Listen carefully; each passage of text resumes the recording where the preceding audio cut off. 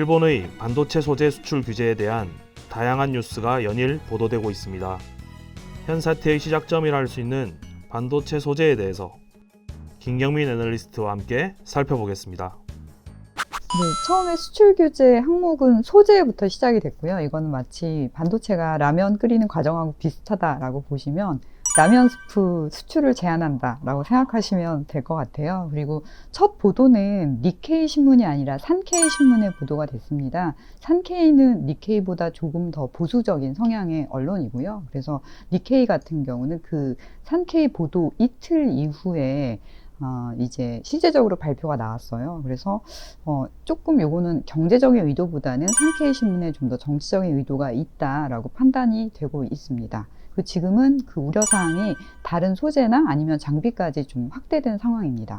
상호 의존도가 매우 높다라고 보시면 될 것 같고요. 저희가 사실 라면 끓일 때 라면도 필요하지만 스프가 반드시 필요하고요. 스프 공장 입장에서도 반드시 라면 회사에 스프를 팔아야 되잖아요. 반도체도 마찬가지입니다. 그래서 삼성전자나 SK하이닉스의 공장 규모를 보시면 이쪽에서 소화해 줄 수 있는 물량이 정말 크다라는 걸 아실 수가 있는데요.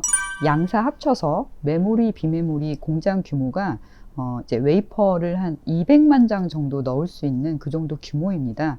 만약에 일본이 삼성전자나 SK하이닉스에 수출을 못한다면 다른 나라에서 대안을 찾아야 되잖아요. 근데 미국의 마이크론 같은 경우는 이 전체 규모가 100만 장도 안 되고요.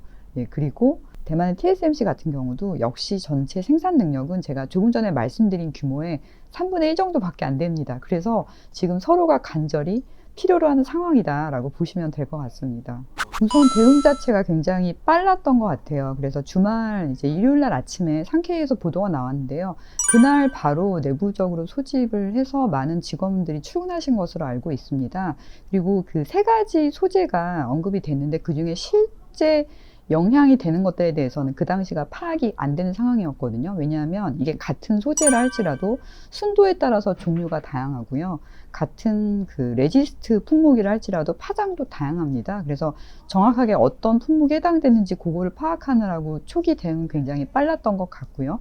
그리고 실제 지금 같은 경우는 그 똑같은 소재 중에 고순도 제품이 이제 수출 제한이 걸릴 수 있다라는 우려가 되고 있는데 그것에 대한 어떤 대응책들, 예를 들어서 저순도 제품을 가져온 다음에 정제해서 쓴다라던가 아니면은 일본 외에 독일이나 아니면 러시아나 중국에서 대체품을 수입하는 이런 다양한 시나리오들을 검토하고 있습니다. 그래서 사실 양국 관계를 생각하면 무난하게 해결되는 것이 가장 바람직하지만 각 기업 입장에서도 매우 적극적으로 대처하고 있다라고 보시면 될 것 같습니다. 예를 들어서 레지스트가 언급이 됐는데요. 레지스트를 잘하는 회사는 미국의 다우케미칼이라는 회사입니다. 지금 듀퐁하고 합병이 됐는데요.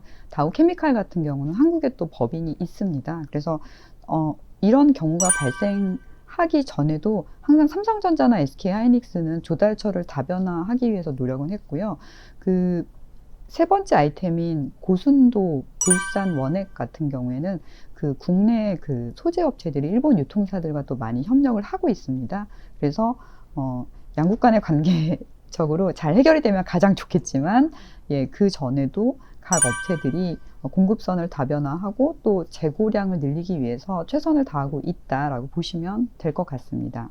우선 대형주 관점에서는 월요일날 주가가 크게 하락하긴 했지만 그 실제 이 관련된 이슈로 주가가 크게 하락한 것 같지는 않고요. 최근의 흐름을 보시면 오히려 이것보다는 미국에서 금리 인하 가능성 또는 그 반도체 현물 가격의 급등 이런 부분들이 실제 대형주 센티먼트에 긍정적 영향을 끼치고 있습니다. 그래서 이 수출 규제 관련된 그 대형주의 주가 영향은 매우 제한적이다 라고 보시면 될 것 같고요.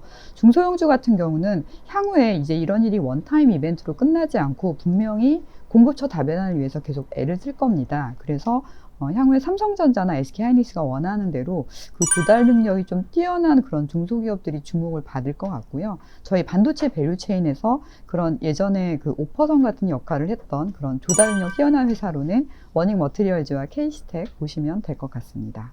네, 알겠습니다. 오늘 말씀 감사합니다. 감사합니다.